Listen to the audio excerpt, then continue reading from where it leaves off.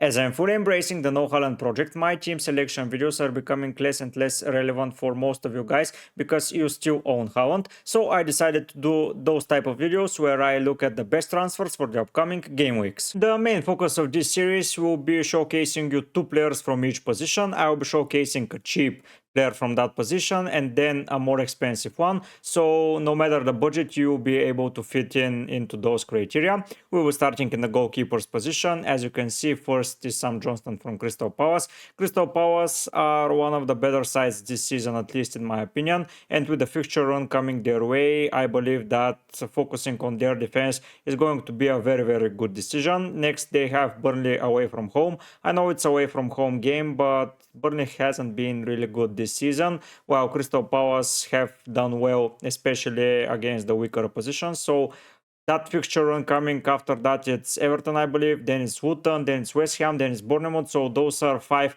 okay-ish fixture for Crystal Palace defenders. So investing in one, it's an okay choice. Sam Johnston, I've talked about him on my team selection video, and he's most probably going to be on my transfer target personally because I want to have an okay goalkeeper for the upcoming game weeks, as Flecken and Turner are a little bit tricky, but let's focus on the Sam Johnston pick. They've kept several clean sheets this season. The stronger opposition scored against them, but not a lot, so he can rack up a little bit of bonus points and a little bit of save points even against stronger oppositions whenever they play against them. The only issue is that he may be threatened when the backup goalkeeper returns from injury, but I don't believe that this is the case in the near future, so investing in Sam Johnston for 4.5 is a pretty good decision. If you're looking for a goalkeeper's transfer and your whole other team is perfectly balanced and you don't need anything and you have a little bit of spare money, and Tario and Turner, who are the most popular goalkeepers, are not too good enough for you, Sam Johnston is a pretty okay budget option, but I've prepared a very good more expensive option coming right away. And the more expensive goalkeeper that I was talking about is Jose Sa from Wolves. I know there are several good options such as Alisson, Ederson, maybe Emi Martinez, Nick Pope, but I believe for the 5.0 price, which is considered an expensive goalkeeper because the max is 5.5 and 5.0 is pretty close to it, I believe Jose Sa is good enough. He is having an away fixture to Sheffield United, the upcoming fixture, but I believe that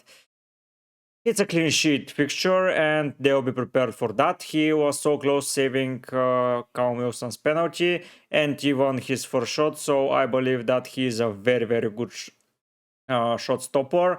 And if you're going for a more expensive goalkeeper who is racking up save points and can get a clean sheet here and there, Jose Sa is a pretty good option. I know that Wolves hasn't kept a lot of clean sheets as a team, but I believe that with each game week passes, they're becoming better and better. They did play very well against Liverpool. They played very well against Newcastle. So even against harder oppositions, they are perfectly suitable for coming up with a save point or with something to showcase in as a like a clean sheet, maybe a bonus point here or there. I believe Jose Sa is good. I know there are several other good options, as I mentioned. Alisson, he is the other best option in my opinion, but he is way too expensive, and I believe that investing in other apartments of Liverpool's defenders is going to be the right choice. I know Jose Sa is having a mixed turn of fixture. They're having a Spurs game there, then it's another easy game, then it's a hard game. I know it's 50-50 from time to time, but the easy fixtures you'll get the clean sheets and the harder fixture you'll get the save points, so that's a pretty good return. If you have to invest heavily in goalkeeper position and you have a lot of money to spend elsewhere, Jose Sa is your guy, and I believe that those two goalkeepers for the upcoming 4 to 5 fixtures are the best fixture, and price-wise for the budget to more expensive players, say out of budget, let's say. But yeah, Johnston, Jose Sa, I'm finishing up with the goalkeepers. Now let's jump in defense because I have pretty good wing backs coming your way. Firstly, on the cheap side of the defenders, it is one guy that flew under the radar, at least in my opinion. Sufao did not get the recognition that he deserves. He assisted in 4 or 5 games in a row in the Prem, which was a pretty good record overall, and he kept several clean sheets on the way, so yeah, he flew under the radar basically. Now the fixture run for West Ham is becoming better and better. The hardest game is against Brentford, which is not so hard of a game. Basically, in my opinion, yeah, Brentford are on the high right now, but I believe that West Ham will be able to fight back. So yeah, I will be investing in Sufao if I was looking for a cheap defender. You most probably say, where is Tsimikas? I believe that Tsimikas is already in a lot of players' teams and he is not a transfer target to say. Well, Sufao flew under the radar, as I mentioned, and he can get into a lot of good teams for that low of a price. 4.6, it's cheaper than Botman, cheaper than Burn, I believe. It's cheaper than Udogi for sure, than Matikesh. So yeah, Sufao, if he continues returning, I don't believe that he is going to return 5 more assists in the next 5 game weeks, but 1 or 2 assists here and there, coupled with 2 to 3 clean sheets, is going to be perfectly fine. I believe that he isn't going to be rotated right now because the defenders that are backup for West Ham are injured, so Sufao is going to remain to the side. So for a cheap option, I believe you cannot go any better. If you want a cheap Liverpool defender, Tsimikas is your guy for sure, but I wanted to showcase a little bit of a differential pick, not so a pick that is pretty commonly used in the FPL community. I believe that Sufao, with his low ownership and with the great fixtures up ahead, is one of the better players to own right now, and I don't see any issues with investing in him if you are in a need of a cheap defender. The cheaper goalkeeper Johnston was a better pick in my opinion than Sa, but here I don't believe the cheaper defender is better than the more expensive one. Let's go and see who the expensive defender is, and you're going to be surprised for sure. And the expensive defender that I consider a great option for the upcoming game weekend for the pictures up ahead is Trent Alexander-Arnold. I know that many of you have invested in Tsimikas, so double up in Liverpool defense seems stupid, maybe, but Trent has some very high appeal for him.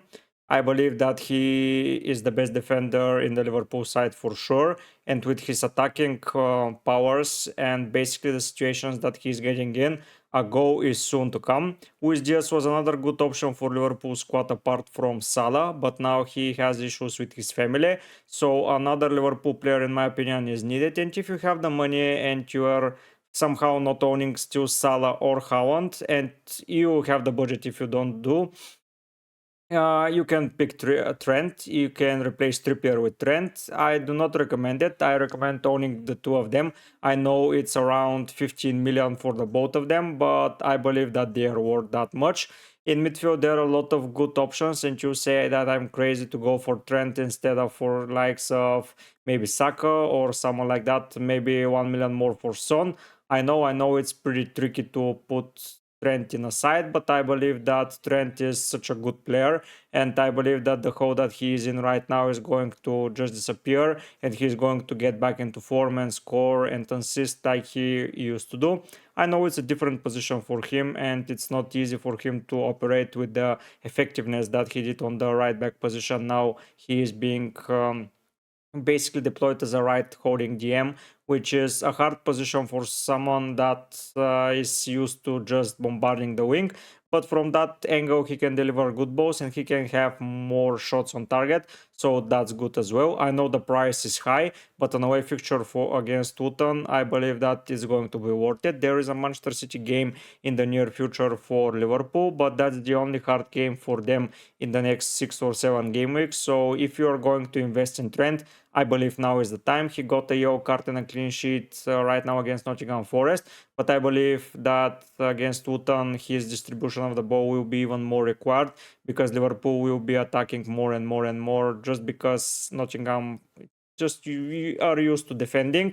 And I believe that a cheeky set piece or a long shot from Trent can be the break the deadlock. So yeah, I believe that if you are about to invest in a very expensive defender and you want to do it right now, I believe Trent is your guy. I know most of you just own Trippier and swash maybe Udogi or Shar or even Estupinian still. But if you have the money and you want to invest heavily in defense and just focus on a very high-end defender, I believe Trent is a very, very solid option, and he can maybe do just the same as Tsimikas, but the potential that he has is way higher, so you're basically paying for a potential right now, which doesn't seem like a good option maybe for most of you. But if you have the money and you don't know what to do with them and don't want to just move the forwards or the midfielders because they're in a perfect balance, you can always invest them in defense and go for Trent. We are getting into the more attacking positions and we are starting with a Brighton player. I couldn't skip them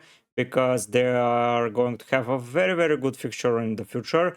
I know that right now they're in a pretty bad space and a pretty bad form, but they're going to turn that around.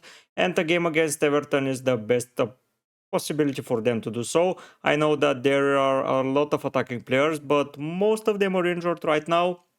So Adingra is going to get a lot of chances for the price of 5.0. I believe you can invest pretty okay with him, and if he doesn't play a lot, maybe bench him at some game weeks, get a third striker that can integrate with him. I've prepared a very good cheap one, so maybe you can have both of them and just attack the better fixture or the home fixture or however you prefer it, and you're going to have a pretty solid option on your bench that is going to play most of the weeks.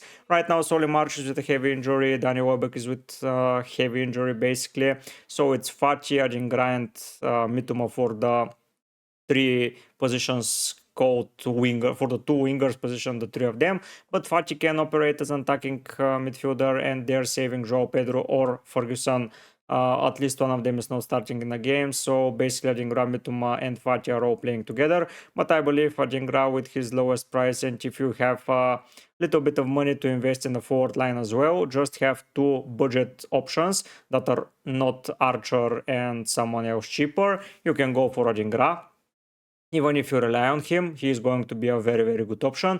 I know there are different playstyles this season, so someone is going pretty heavy in midfield, someone is going pretty heavy in defense, someone is with more balanced squad, and if you're someone that needs a budget enabler, Adingra is the best option for you. He's having 4 okay fixtures in a row, then it's a little bit of a tough fixture, but then it's once again green run for them. So yeah, Adingra is a pretty good option, at least in my opinion, and you can just safely assume that he's going to score at least 1 or 2 goals in the next 3 to 4 fixtures. So that's a good return from a 5.0 midfielder. Don't get, it's not the returns from, let's say, Son or Salah, but you are not investing as heavy with 5.0 million. That's basically a pretty good option right now.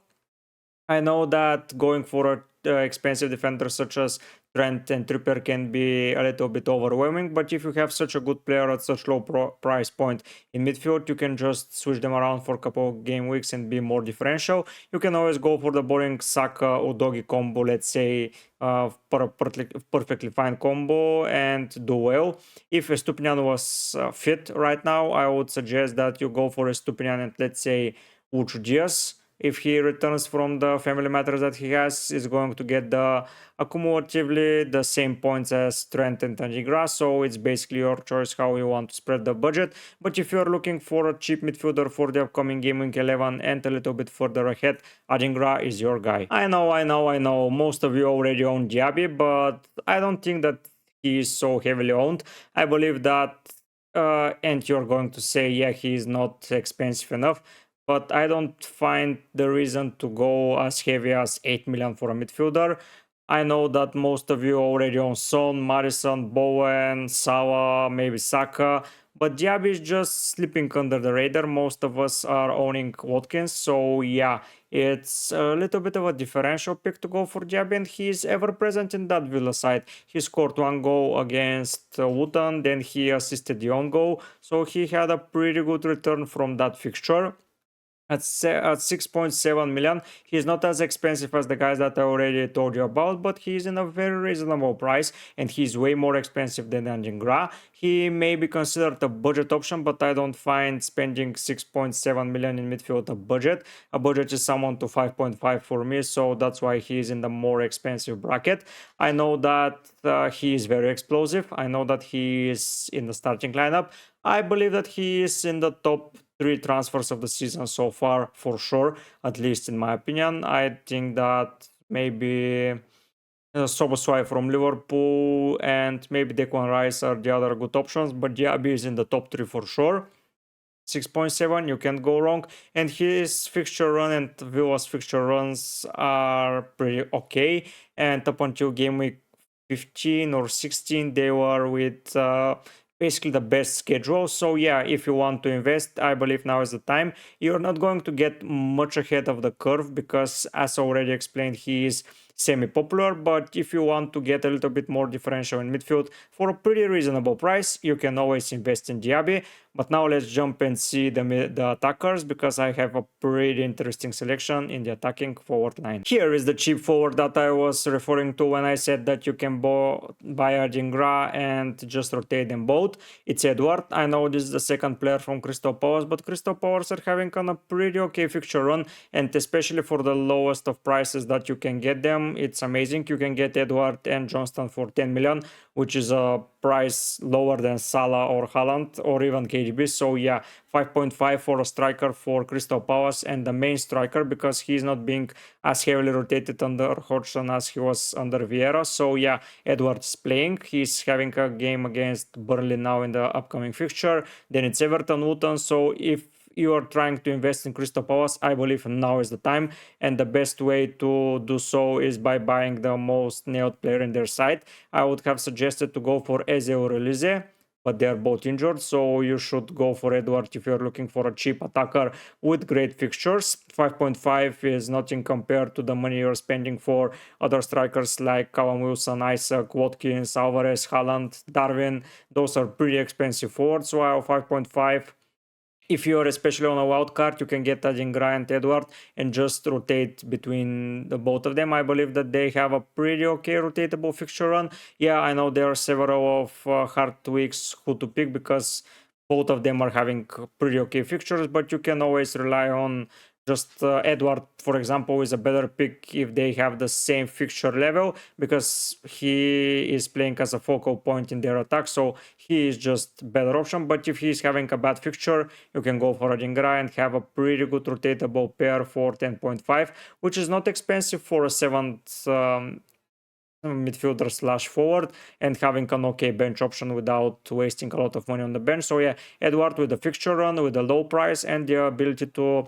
integrate him with Adingra, it's a pretty good option. And if you want to save somehow money, this is a pretty good way to do so. You have a nailed player with a good fixture run for a very feasible price. So if you're on wildcard, consider that combo, because that combo can get you a lot of points. And with this pick, I'm going to surprise a lot of people. But before I talk about the reasons, if you enjoyed this type of content and want to see more, please subscribe to my channel. I am aiming for 600 subscribers before the end of the year.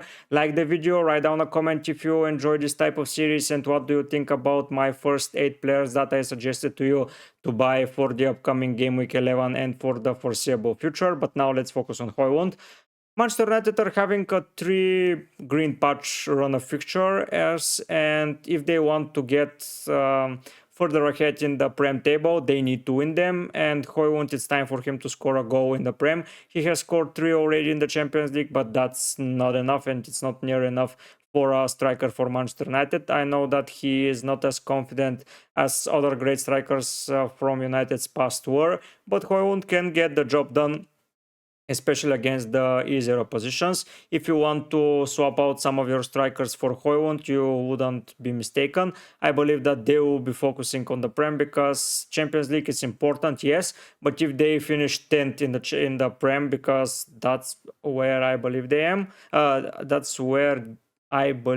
are, it's not good enough for a Manchester United standard. I know that they've been under par for several game weeks, but I believe it's now time to turn the fixtures around, and investing in one of the cheapest attacking option from their side and not taking a midfield spot is a great option. I know in the striker department now, Alvarez, Haaland and Watkins and even Darwin are way more popular, but with a cheeky differential player you can go for Gw11 for the next 3 fixtures and just swap him for someone else when the fixtures turn for the worse, or if he's doing poorly and he is not returning the investment. But if you want to go a little bit different and want to just be a fan of Manchester United and have at least one player from their side in your team, I believe Gw11 is the best player for price and for a placement in the side and for position on the field. I believe that he is great. I hope that this content is enjoyable for you and it's a little bit educational. Even if you suggest any other players that we should talk about, write them in the comment section, or if I'm missing a player that for game week 12 and onwards is going to be great, suggest it in the comment section. If you enjoyed the content, as I already mentioned, subscribe to the channel. But for now, guys, I'll be heading out. Bye!